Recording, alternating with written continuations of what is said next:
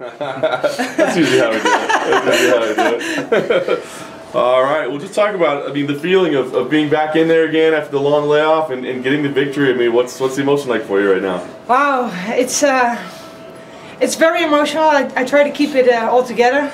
So when I get in the locker room, I'm not gonna lie, I'm gonna cry. It's been a roller coaster. It's been a real roller coaster, and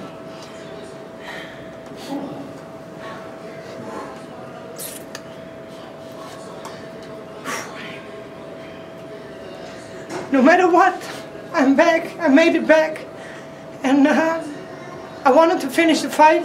It didn't work,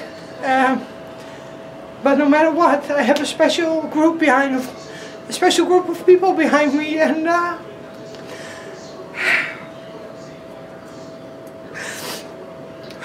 without them, I wouldn't be here. But no matter what, I'm back. I made it back. No matter what everybody says, I'm back.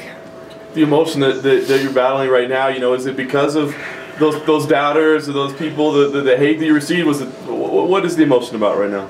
Well, you know, it's an emotion of a lot of things. It's emotion because I'm glad I got the victory. I'm glad to be back, and it hasn't always been easy, you know. With all the doubters, what everybody said, you know, there were times I didn't believe I was going to come back.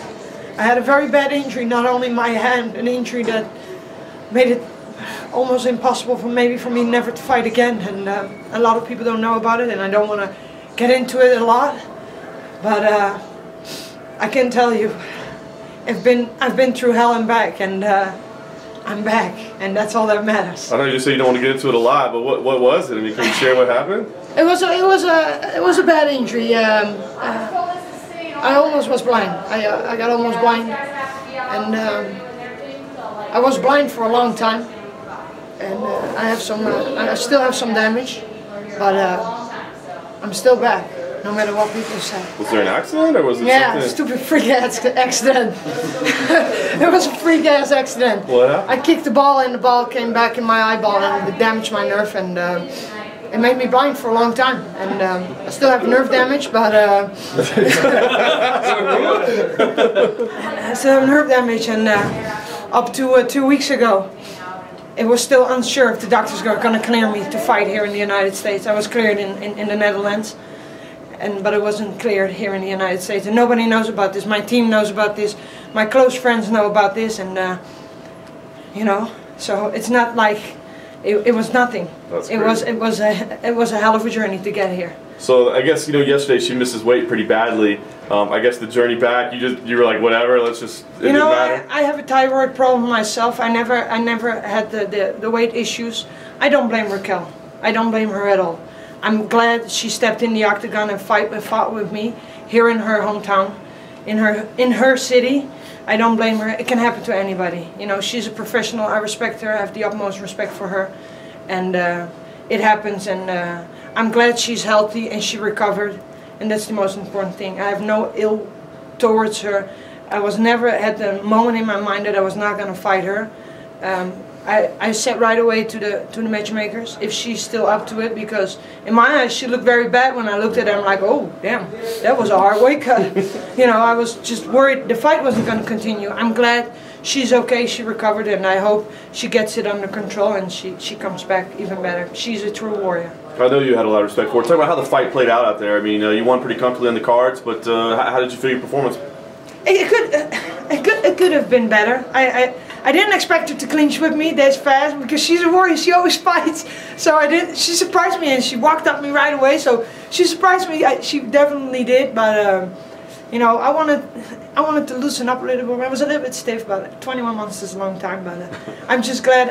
In my opinion, I dominated the fight. I'm just glad to be back, and I did it. And that's the most important thing. Nice. Last thing for me. I mean, you got a nice little winning streak together now. I know there was a space in there, but you're still on it, you know. So what comes next? I mean, what do you feel you want to do? Are you wanting to stay active, or what do you think? I have one fight left on my current UFC contract, so I don't know what the UFC has in plans or in stores with me. But for right now, I'm gonna take a shower. I'm gonna call my mom. I'm gonna call my love, my friends. I'm gonna hug these guys. I'm gonna give them a tight hug. I'm going to drink a beer, and I'm going to hop on a plane, and I'm going to go home and hug my family.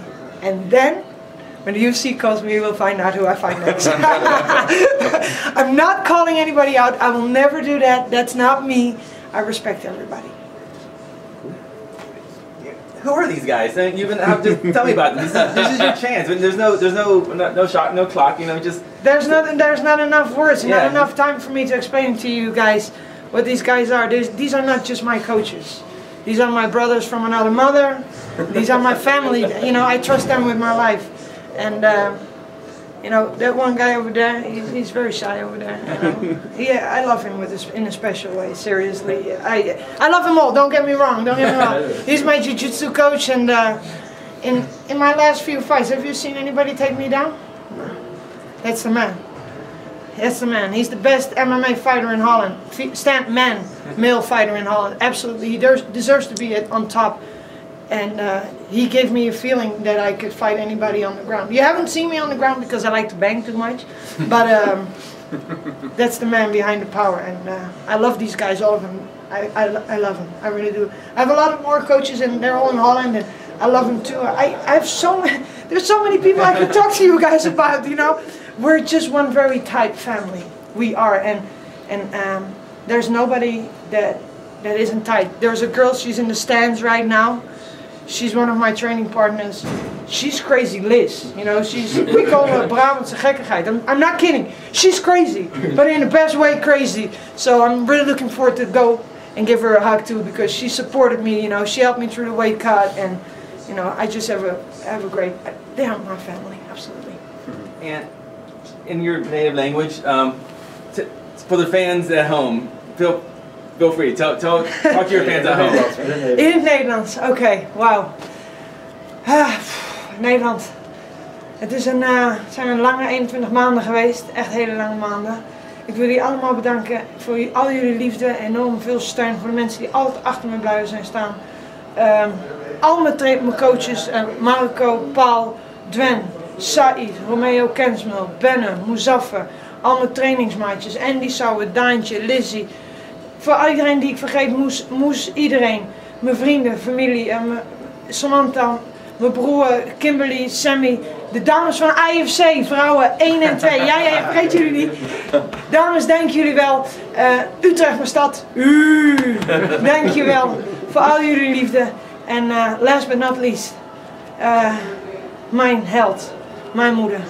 Mama, dank je wel voor alles. 20 jaar. Maar 20 jaar zonder jou had het me nooit gelukt. Ik hou van je met heel mijn hart en ik kom naar huis. Hoi. Cool. Awesome. Thank you guys. Thank you. Thank you.